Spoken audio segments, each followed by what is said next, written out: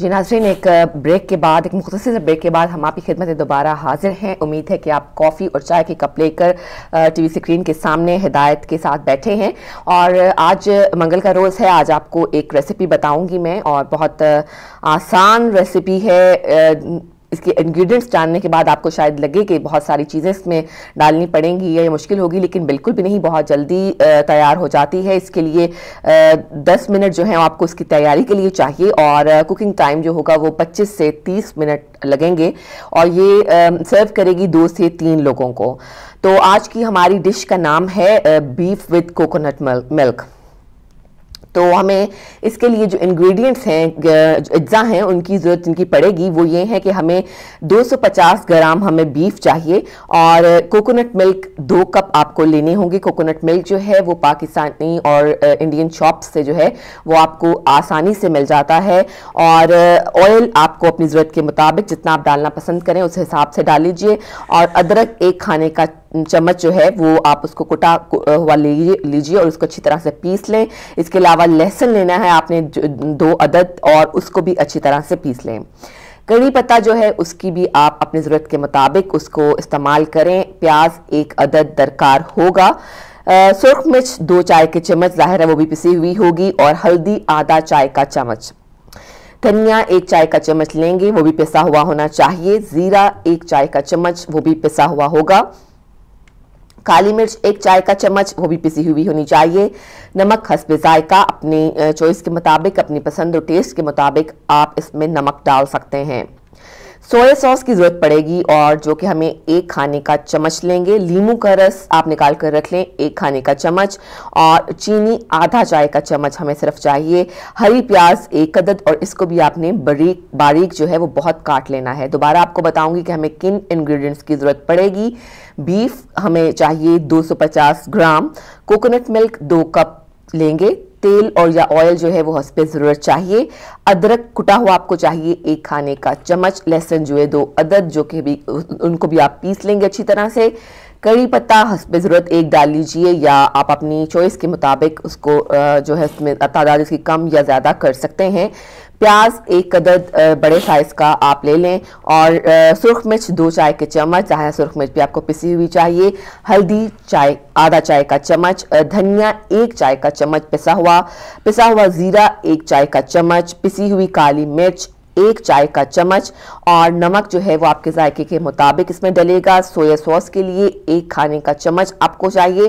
لیموں کا رس 1 کھانے کا چمچ نکال کر رکھ لیں۔ چینی آدھا چائے کا چمچ، اور ہری پیاز جو ہے 1 عدد، جو کہ باریک، اس کو آپ کاٹ لیں گے۔ ترکیب اس کی اس طرح سے ہے، کچھ زیادہ مشکل نہیں ہے۔ پہلے فرائنگ پین میں آپ بیف اور پانی ڈال دیں گے، اور پانی اتنا ڈالیں گے کہ بیف جو ہے وہ اس میں گل جائے اور پانی بھی خشک ہو جائے۔ تو اگر جو میکسیمم ٹائم جو ہے وہ بیف کے گلنے میں ہی لگے گا، اس کی تیاری میں جو ہے آپ ظاہر ہے اس کو اگر پریشر کوکر جو خواتین استعمال کرتی ہیں وہ اس میں جلدی بھی گلا سکتی ہیں، لیکن اگر عام جو ہے پین میں آپ اس کو گلانا چاہ رہے ہیں تو آپ اس میں بھی گلا سکتے ہیں کہ آپ اس میں بیف اور پانی ڈال کر رکھ دیں۔ اتنا پانی ڈالیے کہ بیف بھی گل جائے اور پانی بھی خشک ہو جائے۔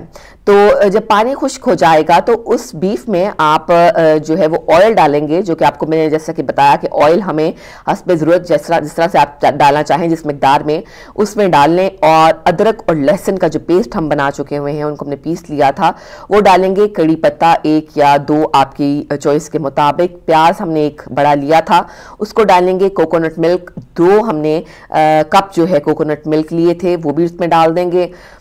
سرخ مرچ جو ہے وہ پسی ہوئی وہ بھی اس کے اندر ڈالیں گے۔ ہلدی آدھا چمچ جو ہم نے رکھی ہے وہ بھی ڈالیں گے۔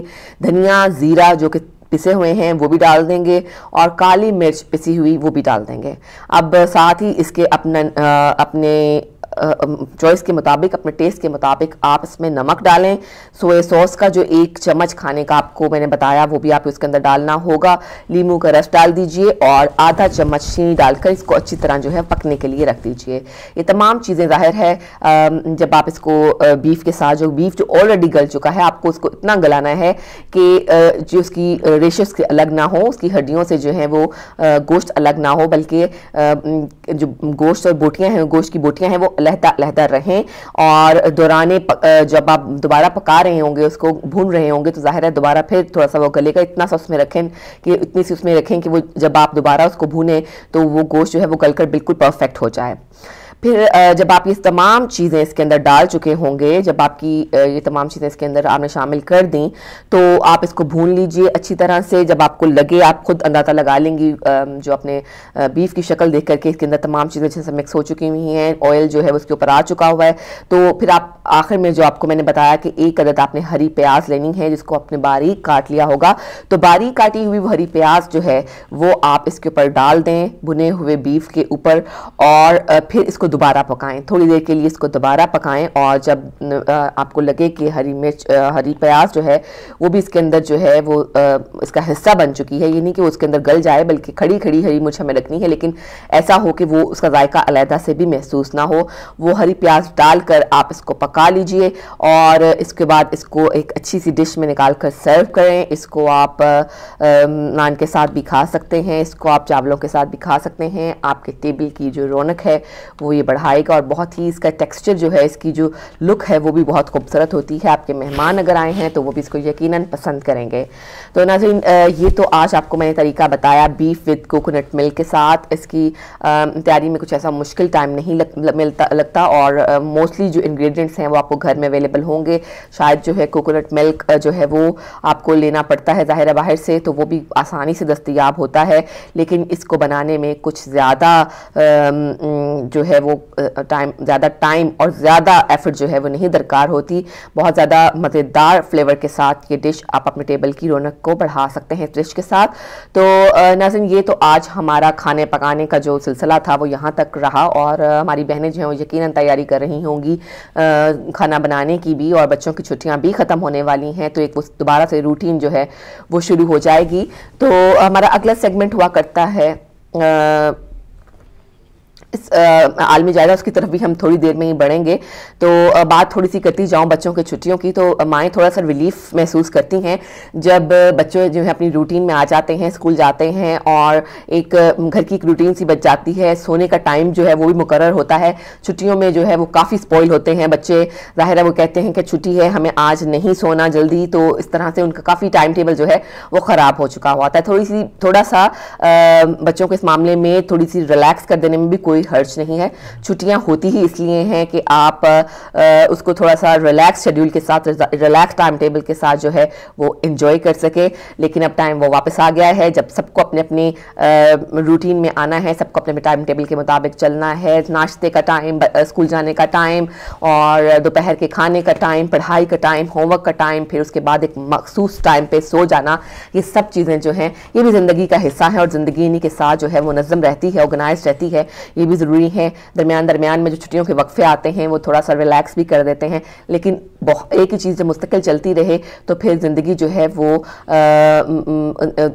کا جو نظام ہے وہ خراب ہو جاتا ہے، اور پھر زندگی کو سنبھالنے میں، اس کی تنظیم بنانے کو قائم کرنے میں جو ہے وہ تھوڑی سی مشکل پیش آنے لگتی ہے۔ لیکن تمام ماؤں کے لیے جو ہے وہ تھوڑی سی ایک ریلیف آنے والا ہے کہ ان کو وہ صبح روزانہ جو ایک بچے سارا دن گھر میں مصروف رہتے ہیں اور آپ کو بھی مصروف رکھتے ہیں، اور چونکہ ان کے پاس اور زیادہ کچھ کرنے کو نہیں ہوتا تو کیا کرتے ہیں کہ وہ کھانے پینے کی چیزوں کے اوپر جو ہے ان کی توجہ رہتی ہے۔ خیر اینی اس پر ہم مزید آپ سے بات چیت بھی کریں گے، میری بہنوں کے ساتھ میں کروں گی اس موضوع پر بات، لیکن فی الحال ہمیں جانا ہوگا عالمی جائزہ کی طرف، اور عالمی جائزہ لے کر آپ کی طرف بڑھیں گے علی بھائی۔ بہت شکریہ، بہت خوبصورت جو ہے وہ آپ نے چیزیں بتائیں، یقیناً بہت کام کی تھیں، روزمرہ کی زندگی میں بہت ہی کام آنے والی چیزیں۔ ناظرین اس کے ساتھ جو ہے ہم آپ کو عالمی جائزہ کے اندر، آپ کو اسے پتہ ہے کہ ہم کچھ سٹوریز کو لے کے آگے بڑھتے ہیں، جو بھی کرنٹ سچویشن چل رہی ہوتی ہے اس کے اوپر بات کرتے ہیں، کسی معروف بڑی شخصیت کو آن لائن جو ہے وہ اپنے ساتھ ٹیلی فون لائن پر لیتے ہیں۔ تو آج بھی جو ہے وہ آپ ہمارے ساتھ ایران سے ایران کے شہر قم المقدسہ سے سید عبدالحسین الموسوی، جو کہ نیوز نور کے ایڈیٹر ان چیف ہیں، ہمارے ساتھ ٹیلی فون لائن پر موجود ہیں۔ ہم آپ کو خوش آمدید کہیں گے، آپ کی خدمت میں سلام عرض کریں گے۔ السلام علیکم ورحمۃ اللہ۔ السلام۔ تو جیسے کہ چونکہ آج کا جو ہمارا موضوع رہے گا وہ ہم اس کے اوپر مطلب جو اس وقت ہمارا موضوع گفتگو آپ کے ساتھ رہے گا وہ جو کہ سوشل میڈیا کے اوپر ہم اور ان چیزوں کے اوپر دیکھ رہے ہیں کہ بھرمار ہوئی ہوئی ہے ایک باقاعدہ ایک منظم پلاننگ کے ساتھ تشیع کے اندر تفرقہ پھیلانے کی بھی کوشش کی جا رہی ہے اور مضموم کوشش تو پورے مسلمانوں کے تمام فرقوں کو لڑانے کی ہو ہی رہی ہے. تو ہم دیکھتے ہیں کہ ابھی حال ہی میں ایک جو ایران کی نیوکلیئر ڈرل ہوئی ہے اس کے اندر تمام ممالک جو ہے وہ سلنڈر کر گئے اور ان کی عزم اور استقلال کے سامنے کھڑے نہیں ہو سکے, مگر ہم دیکھیں گے کہ وہ اس طرح سے بیٹھ نہیں جائیں گے. تو اب دشمن کا جو اگلا حربہ ہمیں نظر آتا ہے وہ یہ کہ وہ تشیع کے اندر بھی دراڑیں ڈالنے کی کوشش کرے گا. تو کیا یہ سارا سلسلہ اس ڈیل کے ہونے کے بعد اس میں جو تیزی آئی ہے کیا میں اس کو درست سمجھ رہا ہوں؟ یہی میں چاہوں گا کہ آپ اس کے اوپر کچھ روشنی ڈالیں. بسم اللہ الرحمن الرحیم. یہ ڈیل سے ایک بہت بڑی کامیابی کہا جا سکتا ہے سفارتکاری کے میدان میں.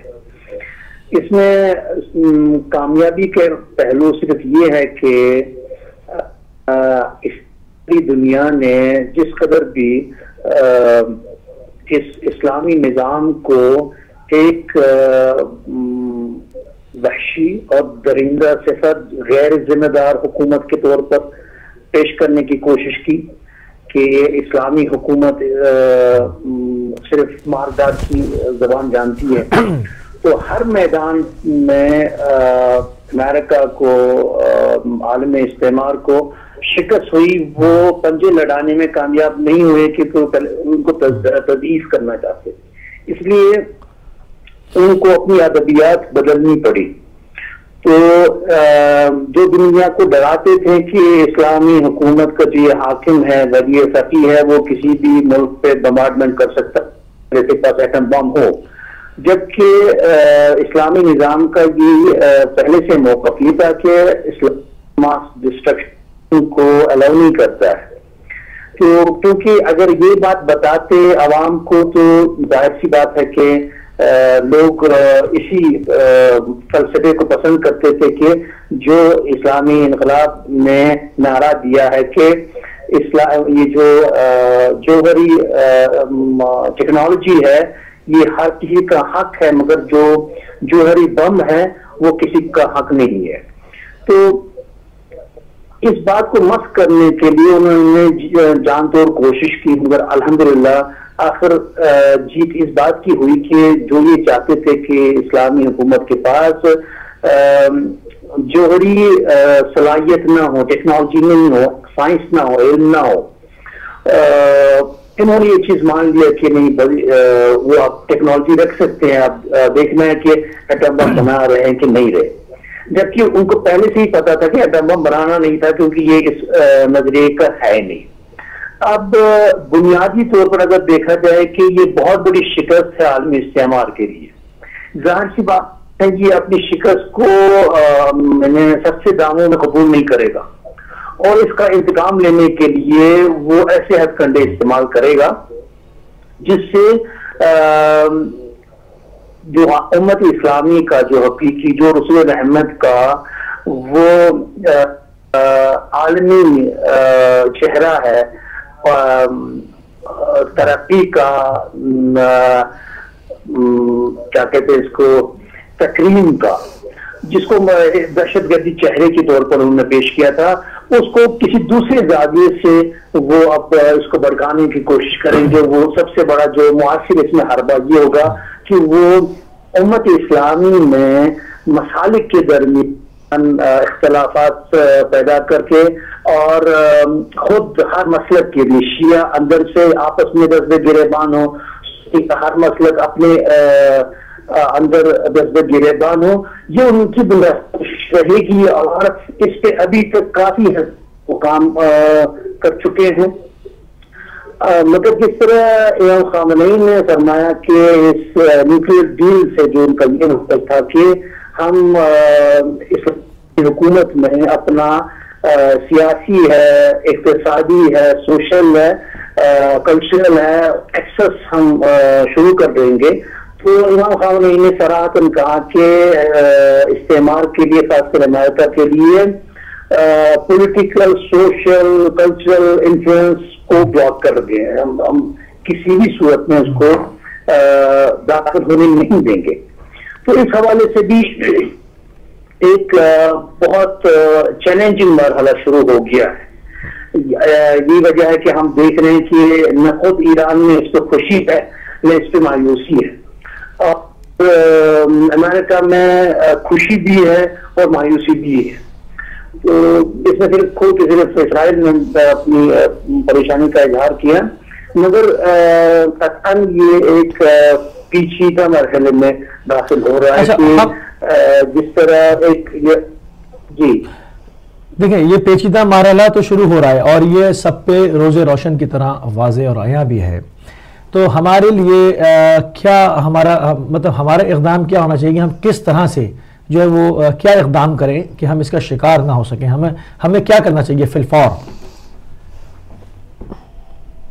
دیکھیے ایران میں ایک اچھی ثقافت حاکم ہوئی ہے کہ اگر ان کو معمولی سی چوٹ آتی ہے یہ امریکہ کو برا بلا کہتے ہیں, کوئی نقصان پہنچتا ہے تو وہ امریکہ کو برا بلا کہتے ہیں. کیوں ایسا کہتے ہیں؟ اس لیے کہ جو اس کا اصلی عامل ہے, یعنی اگر ابھی سعودی عرب جو کچھ بھی کر رہا ہے مسلمانوں کے ساتھ یا وہاں بھی کر رہے ہیں, مگر ایران کبھی نہیں کہہ رہا ہے کہ سعودی عرب کر رہی ہے وہاں بھی کر رہے ہیں, وہ کہتے ہیں اسرائیل کر رہا ہے. کیوں؟ جو کچھ مسلمانوں کو کاٹنے سے پیٹنے سے مارنے سے جس کو راحت ہوتی ہے وہ اسرائیل ہے, نہ کہ اسلام. تو دشمن, حقیقی دشمن کو پہچاننا ہے کہ اگر شیعہ آپس میں لڑیں اس کا فائدہ شیعہ تک ہو سکتا ہے, اگر سنی آپس میں لڑے اس سے سنیوں کو کوئی فائدہ نہیں, اگر شیعہ سنی آپس میں لڑے اسلام کا کوئی فائدہ نہیں ہے.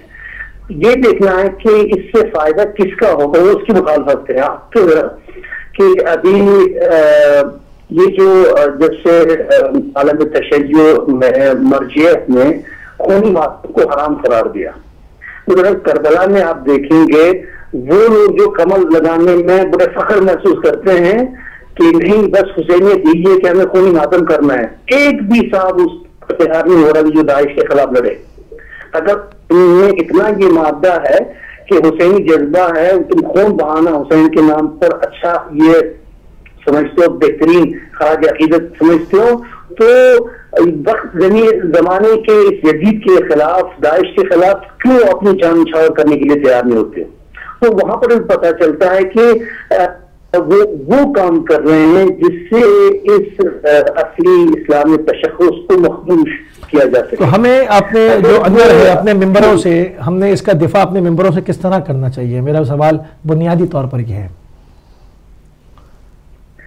بس یہی ہے کہ جس چیز سے ابھی امام رضا علیہ السلام کی ولادت بھی ہے, آپ دیکھیں یا ہر معصوم کی زندگی کو ہم دیکھتے ہیں کہ انہوں نے جس چیز کو سب سے زیادہ اہمیت دی ہے وہ اخوت, برادری اور اخلاق کی بالادستی کہ امت میں یہ سب سے بڑا جوہر دیکھنے کو ملنا چاہیے کہ ایک دوسرے کو برداشت کرنا اور ادب و احترام کے ساتھ اگرچہ اپنا حریف ہو دشمن ہو ادب کے دائرے میں اپنے موقف کو بیان کرے. جو کوئی کسی دوسرے کے جذبات کو ٹھیس پہنچا رہا ہے قطعاً یہ مان لینا چاہیے کہ وہ شعوری یا غیر شعوری طور پر دشمن کا عامل ہے. صحیح. تو اس کو پہچاننے کی ضرورت ہے. جب بھی کوئی صاحب کسی بھی منبر پہ وہ بات کرے جسے دوسرے مطلب کے لوگوں کو دل آزاری ہو, تکلیف ہو, تو یہ سمجھنا چاہیے وہ قطعاً وہ شعوری یا غیر شعوری ایسے اسلام دشمن طاقتوں کا مزدور ہے, عامل ہے جو ان کے مقاصد کو پورا کرنا چاہتا ہے. اور اگر لوگ ان کو ایسے لوگوں کو دھتکاریں, ایسے لوگوں کو تحویل میں نہ دیں, ان کی حوصلہ افزائی نہ کریں, قطعاً دشمن ناکام ہوگا اپنے مقاصد. بہت خوبصورت گفتگو کی, چونکہ ہمارے پاس اب اس سے زیادہ ٹائم جو ہے وہ ہمارے سیگمنٹ میں نہیں ہوتا, اور ہم یعنی کہ بنیادی طور پر ہم اس نتیجے پر پہنچے ہیں کہ ہم نے باقاعدہ قوت کے اوپر اور اس کو پریکٹیکلی جو ہے وہ بہت زیادہ ہم نے بھی اس کے اوپر بڑی قوت لگانی پڑے گی، بہت زیادہ کام کرنا پڑے گا، کیونکہ جہاں تک میں سمجھتا ہوں قبلہ کہ ایک گھر میں بھی اگر 4 بھائی ہیں تو ان میں بھی کچھ نہ کچھ نظریاتی اختلاف تو بہرحال ہوتا ہی ہے کہ تمام ایک چیز کو مکمل 100% تو فالو نہیں کر رہے ہوتے. تو ہم کو چاہیے کہ تمام ممبروں پہ سے، تمام جگہوں سے جو ہے وہ اخوت اور بھائی چارے کا درس دے. بہت شکریہ. آپ قم المقدسہ سے جو ہے وہ ہمارے ساتھ ٹیلی فون لائن پر تھے، اور اسی کے ساتھ ہم آپ سے اجازت چاہیں گے. تو ناظرین، آپ سن رہے تھے جناب عبدالحسین موسوی صاحب کو ایران کے شہر قم المقدسہ سے. آپ نے یہی اپیل کی تمام نوجوانان سے، تمام جو ہے وہ دوسرے اکابرین سے، تمام اور فرقوں کے اکابرین سے کہ اپنی صفوں میں جو ہے وہ قوت اور بھائی چارے کا درس دیں، نہ کہ دشمن کے اہلکار بنے. کیونکہ اس وقت کوئی بھی فطرے کی آواز، چاہے وہ تشیع کے اندر ہو یا دوسرے فرقوں کے اندر ہو یا فرقوں کو آپس میں لڑانے کی ہو، وہ الہی آواز نہیں ہو سکتی. وہ شیطانی آواز ہے جو کہ بھائی کو بھائی سے لڑائے. کیونکہ اب اگلا جو دشمن کا مرحلہ ہے، اس کی جو اسٹریٹجی ہے جو ہمیں نظر آ رہی ہے مختلف سوشل میڈیا کے اوپر بھی، کہ وہ اس وقت کچھ نہیں کر پائے ہیں، تو کیا کر رہے ہیں، وہ ہمارے اندر اختلافات کو ہوا دے رہے ہیں اور بھائی کو بھائی سے لڑانے کی کوشش کر رہے ہیں. ہمارا فرض بنتا ہے، ہماری مسئولیت بنتی ہے کہ ہم آگے آئیں اور اس چیز کو روکیں. کیونکہ تمام، جیسے کہ میں نے ابھی عرض کی آپ کی خدمت میں، کہ 4 بھائی بھی اگر ہیں تو ان میں بھی جو ہے وہ ایک گھر کے اندر بھی تھوڑے سے نظریاتی فرق ہوتا ہے. تو ظاہری بات ہے ہم نے اس کو قوت برداشت سے کام لینا ہوگا، اپنا ٹالرنس لیول بڑھانا ہوگا، دوسرے کی بھی بات سننی ہوگی، اپنی بات بھی اس کو سمجھانی ہوگی، مگر بات تفرقے سے ہٹ کے کرنی ہوگی. اس میں بہت باریک فرق رہ جاتا ہے، اختلاف رائے ہو سکتا ہے، مگر تفرقہ نہیں ہو، دشمنی نہ ہو، اور طریقے سے جو ہے وہ ایسے طریقے سے معاملات کو ڈیل کیا جائے. تو ناظرین، آج تو اسی کے اوپر ہم نے جو ہے وہ بات کی، اور ہم تھوڑی دیر کے بعد جو ہے وہ بریک کے اوپر جائیں گے، بریک سے واپس آئیں گے تو آپ کی لائیو کالز بھی کھولیں گے، آپ کو جو ہے وہ اپنے آج کے ٹاپک سے بھی آگاہ کریں گے. جی سحر. جی بہت شکریہ علی بھائی. آپ نے جو ہمارے گیسٹ سے سوالات کیے وہ یقیناً ہمیں ایک جو ڈیپ انالیسس ہے وہ انہوں نے کیا، اور اس کے بعد ہمارے تک جو باتیں پہنچی ہیں وہ کافی بہتر طریقے سے ہمیں یہ ایک آئیڈیا دے سکتی ہیں کہ آج کل کے جو حالات کے مطابق کس طرح سے کس قسم کی قوت کا، کس قسم کے اتحاد کی ہمیں ضرورت ہے. بات کرتے رہیں گے مزید اسی بات پر اور گفتگو کو جاری رکھیں گے، لیکن ایک وقفے کے بعد آپ سے ملیں گے اور ساتھ ہی وقفے کے بعد آپ کو ٹاپک بھی بتائیں گے اور آپ کے لیے فون لائن بھی کھول دیں گے. Let's take a short break.